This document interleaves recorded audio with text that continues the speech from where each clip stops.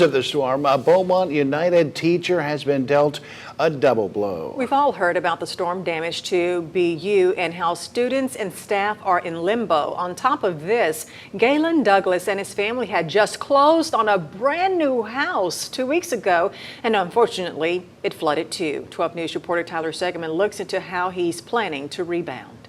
For Galen Douglas, this home was supposed to be his new normal. Now, water-damaged furniture and most of his stuff sit out front.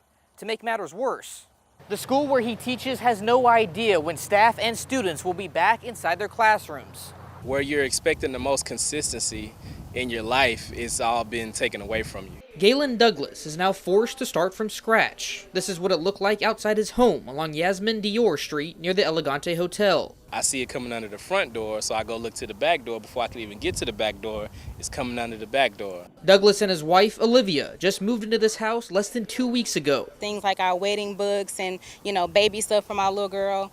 And so we tried to move as much stuff upstairs as we can as fast as possible, but we still were not fast enough.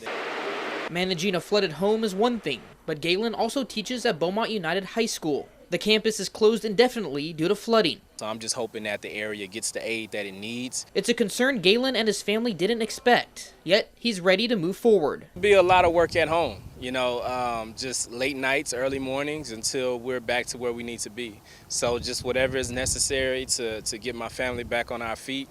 The Douglas family tells me support from friends and family has been comforting. For Galen, it comes down to one word: normalcy. That's his goal. In Beaumont, Tyler Segerman, 12 News.